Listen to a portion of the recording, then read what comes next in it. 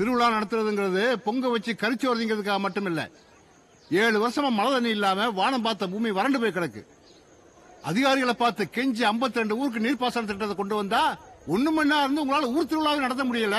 120 கோடி ரூபாய் திட்டத்தை உங்களை நம்பி எப்படியா கொடுக்கறது கேக்குறாங்க. திருவிழா நடத்தாதனால 7 ஊர்காரர்களுக்கு ஒவ்வொருத்தருக்கு வேண்டுதலும் கொடையை நிறைவேற்றாம கிடக்கு. பொண்ணு கொடுத்து பொண்ணு எடுத்து ஊர்கள்ல புகைச்சல் இருக்கு. இன்னும் எவ்வளவு காலத்துக்கு இப்படியே இருக்க போறோம்? எவ்வளவு வருத்தத்தை பார்த்தாச்சு. அதனாலதான் இந்த வருஷம் எப்படியாவது திருவிழா நடத்தியே தீரணும்னு கோர்ட்ல போய் பேசி எழுதி கொடுத்து அதிகாரிகளை பார்த்து எல்லாம் பண்ணி இந்த அளவு கொண்டு நிறுத்தி இருக்கு. இவங்க என்ன சொல்றான்னு கேட்டு சொல்லுங்க. என்னப்பா சொல்றீங்க நீங்க? எங்க முடிவுல எந்த மாத்தம் இல்ல. நாங்க செய்யறத குறுக்க பேசிக்கிட்டு இருக்க.